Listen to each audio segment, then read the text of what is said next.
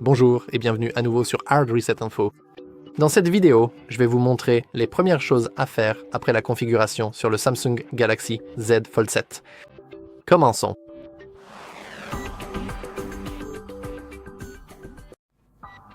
Et nous pouvons en fait commencer par ajuster la durée d'extinction de l'écran, car cela va vite devenir très agaçant pour moi. Donc, je vais la régler sur 5 minutes, mais bien sûr, vous pouvez choisir la durée que vous souhaitez. Je vais aussi, mais uniquement pour des raisons d'enregistrement, désactiver la luminosité adaptative et la baisser un peu, afin que vous puissiez mieux voir ce que je fais. Bref, maintenant, nous pouvons vraiment commencer le tutoriel. Cependant, je remarque que la luminosité est un peu trop basse, donc cela devrait être un peu mieux. Donc, tout d'abord, vous voudrez probablement changer la navigation à 3 boutons si elle était différente sur votre ancien téléphone. Par exemple, j'aime vraiment les gestes, donc je vais vous montrer comment passer aux gestes, mais si vous préférez garder la navigation à 3 boutons, vous pouvez toujours le faire. Pour changer cela, il vous suffit d'aller dans Paramètres, puis dans Batterie, dans Affichage. Faites défiler un peu vers le bas, allez dans Barre de navigation, et là vous pouvez changer ou simplement choisir ce que vous voulez. Donc je vais choisir les gestes de balayage, et maintenant, c'est bien mieux. Alors, que fait-on ensuite? Eh bien, probablement que la première chose à faire est simplement de se connecter à notre Wi-Fi, car ce sera nécessaire pour la suite de la configuration. Nous pouvons donc développer notre centre de contrôle, appuyer longuement sur l'icône Wi-Fi, puis aller dans Détails.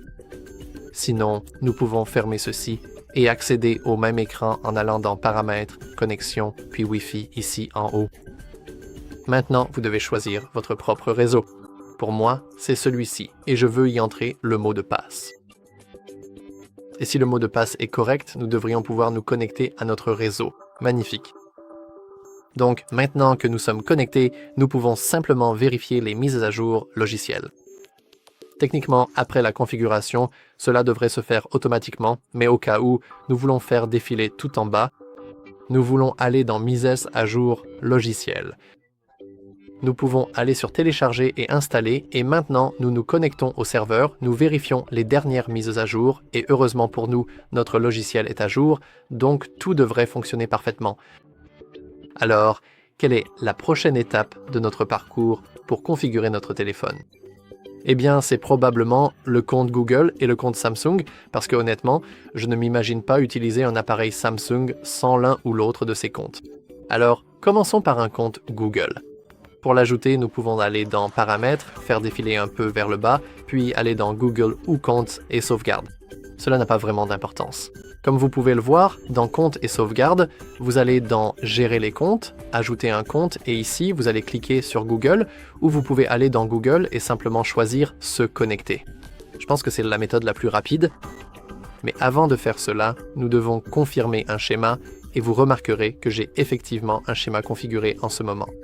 Ne vous inquiétez pas, je vous montrerai plus tard comment le changer si vous le souhaitez.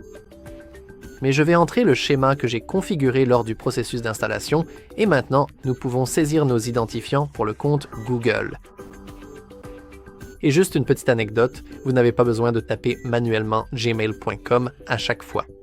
Seule la première partie de l'adresse email suffit. Et maintenant, nous devons saisir le mot de passe de notre compte Google. Et si le mot de passe est correct, il suffit d'appuyer sur Suivant et nous devrions pouvoir nous connecter. Maintenant, nous pouvons choisir qui utilisera cet appareil. Parce que je veux que ce tutoriel soit le plus large possible, je ne vais pas vraiment aborder le contrôle parental, mais si vous souhaitez configurer le contrôle parental, peut-être que vous ne faites pas confiance à votre enfant ou que vous avez des problèmes dans votre famille, vous êtes un mauvais parent, donc ça n'a pas vraiment d'importance, mais si vous le souhaitez, vous pouvez toujours regarder un autre tutoriel sur notre chaîne pour savoir comment configurer le contrôle parental. Quoi qu'il en soit, je vais cliquer sur Suivant. Nous devons accepter les conditions d'utilisation. Conditions d'utilisation de Play et politique de confidentialité de Google, et maintenant nous pouvons choisir, nous pouvons activer quelques services Google. Le plus important, c'est la sauvegarde. Avoir la sauvegarde activée est vraiment important parce qu'on ne sait jamais quand un jour quelque chose de malheureux peut arriver. Peut-être que vous allez perdre votre téléphone, peut-être qu'on va vous le voler. Peut-être qu'il décidera soudainement de planter complètement. Ou alors, vous vous dites, allez, tu utilises un fold, peut-être que ton fold va se casser en deux ou quelque chose comme ça. vous voudrez probablement activer la sauvegarde des données juste au cas où. Je vous le recommande vraiment très fortement. Bref, après avoir installé avec succès notre compte Google, nous pouvons maintenant passer au compte Samsung. Techniquement, ce n'est pas obligatoire, mais encore une fois, je ne comprends pas vraiment l'intérêt d'acheter un téléphone Samsung sans avoir de compte Samsung. Donc, je vais aller dans les paramètres. Vous pouvez cliquer sur « Se connecter à votre Galaxy » en haut, ou bien aller dans « Compte et sauvegarde », gérer les comptes, ajouter un compte, puis ici choisir « Compte Samsung », mais encore une fois, c'est juste plus rapide comme ça. Donc, nous pouvons maintenant nous connecter à notre Galaxy. Vous pouvez bien sûr vous connecter avec le compte Google auquel vous venez de vous connecter, mais seulement si ce compte est déjà lié à un compte Samsung. Je vais utiliser l'adresse email ou le numéro de téléphone. Je vais saisir cet email, mais en fait, c'est un peu différent. C'est cet email, donc je vais cliquer sur « Suivant ». Et maintenant, je dois saisir le mot de passe associé. Et comme précédemment, si le mot de passe est correct, nous devrions pouvoir nous connecter, mais malheureusement, il semble que je n'ai pas saisi le bon mot de passe, donc laissez-moi réessayer. Je vais essayer encore une fois en cliquant sur « Terminer ». Et c'est intéressant car il semble que j'ai oublié mon mot de passe. Donnez-moi un instant. D'accord, laissez-moi réessayer une fois de plus. Et enfin, désolé pour ça, j'avais oublié que Samsung a récemment changé ses directives et que les mots de passe doivent désormais inclure un caractère spécial. Quoi qu'il en soit, nous devons maintenant accepter les termes et conditions. Cliquez sur « Accepter ». Et comme vous pouvez le voir, nous sommes connectés. Maintenant, quelques éléments sont déjà apparus. Donc, comme vous pouvez le voir, nous pouvons déjà configurer Samsung Wallet, ce qui est tout à fait normal. Vous pouvez y aller, nous allons commencer. Vous pouvez? Puis-je le faire, s'il vous plaît? Bien sûr, nous pouvons commencer avec Bixby. Maintenant, techniquement, je n'utilise pas vraiment Bixby personnellement. Je préfère Google Gemini. Oh, au fait, pouvons-nous faire une petite chose drôle? Oh, même. Ok, donc Gemini est déjà la chose de base qui s'active sur la presse. C'est assez drôle. Quoi qu'il en soit, Bixby est en quelque sorte configuré. Nous pouvons désormais avoir Samsung Wallet. Alors commençons par commencer. Et en gros, Samsung Wallet est vraiment simple à utiliser. Il suffit d'ajouter une carte dedans, même si nous devons utiliser l'empreinte digitale. Et je n'ai pas vraiment envie de m'en occuper maintenant. Mais configurer notre Samsung est vraiment pratique, vraiment facile. Donc, vous savez, il suffit de... Vous pouvez simplement suivre ce que vous verrez ensuite. Cependant, maintenant que nous avons notre compte Google et notre compte Samsung, nous pouvons aller sur le Play Store. Dans le Play Store, nous voulons cliquer sur « Commencer ». Et il y a quelques éléments qui sont techniquement prêts à l'emploi. Maintenant, c'est ce qu'on appelle des applications préinstallées, mais même si je déteste l'admettre, ce sont techniquement des applications préinstallées utiles. Si vous faites attention, il y a de nombreuses applications qui proviennent directement du QR de Google lui-même, et étrangement, il n'y a que peu d'applications qui sont vraiment inutiles, la plupart étant plutôt utiles, comme Google Drive, Google Wallet, etc. Je vais choisir, je vais désactiver Temu car je ne suis pas fan de cette application. L'horloge peut aussi être désactivée car il y a déjà une horloge intégrée dans votre système. Le lecteur de code QR et de code barre est assez stupide car vous pouvez le faire via Google Lens et l'IA chatbot est... je ne comprends pas. Nous avons plutôt ChatGPT. Nous pouvons donc procéder à l'installation. Si vous le souhaitez, vous pouvez également l'ignorer. C'est tout à fait normal. Et de toute façon, ce que je voulais vous montrer, c'est que vous pouvez aller sur votre icône en haut à droite, aller dans Gérer les applications et l'appareil et simplement choisir Mise à jour. Et ici, vous verrez toutes les applications qui ont encore une mise à jour en attente. Ce qui est vraiment cool avec ça, c'est que vous pouvez en fait simplement cliquer ici, tout mettre à jour. Maintenant, nous sommes en train de désinstaller et de mettre à jour différentes applications. Mais comme vous pouvez le voir, maintenant que nous avons fait cela, nous pouvons simplement tout mettre à jour d'un simple clic. C'est extrêmement pratique et je vous recommande fortement de le faire. Donc, techniquement, nous avons à peu près terminé. Comme vous le verrez, nous n'avons vraiment rien à supprimer qui soit lié au bloatware et nous pouvons... je peux en fait vous montrer très rapidement l'écran de verrouillage AUD.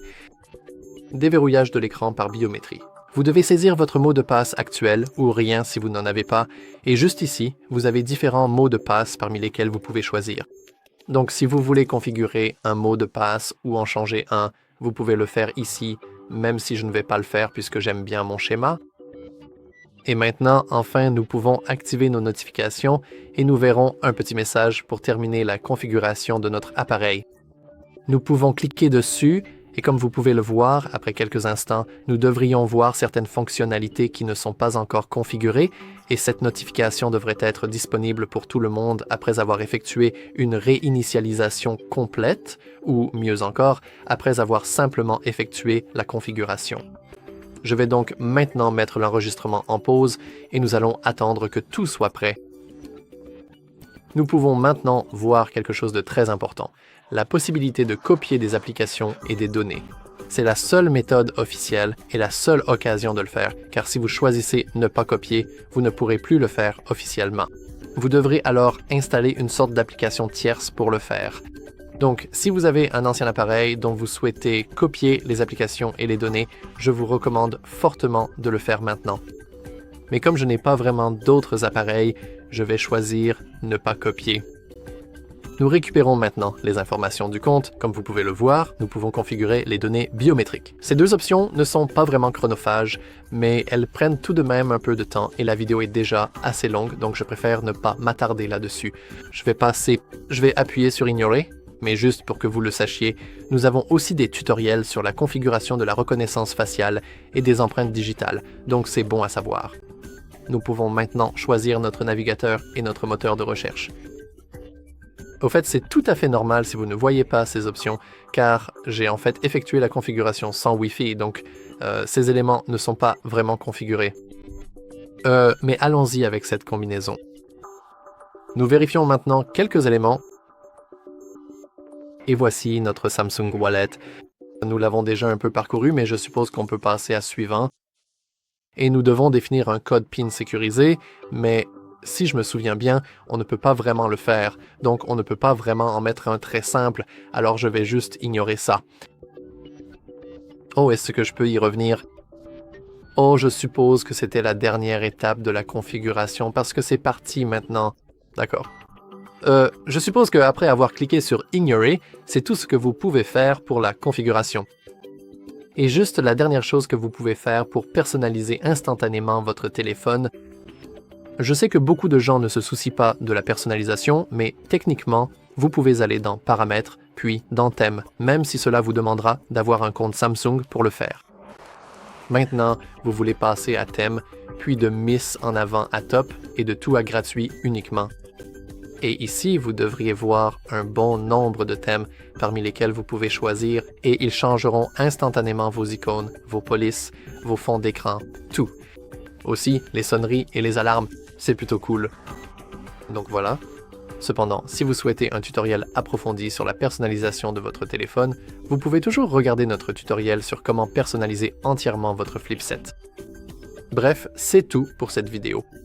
Si vous l'avez trouvé utile, n'hésitez pas à laisser un like, à vous abonner et comme toujours, merci de regarder.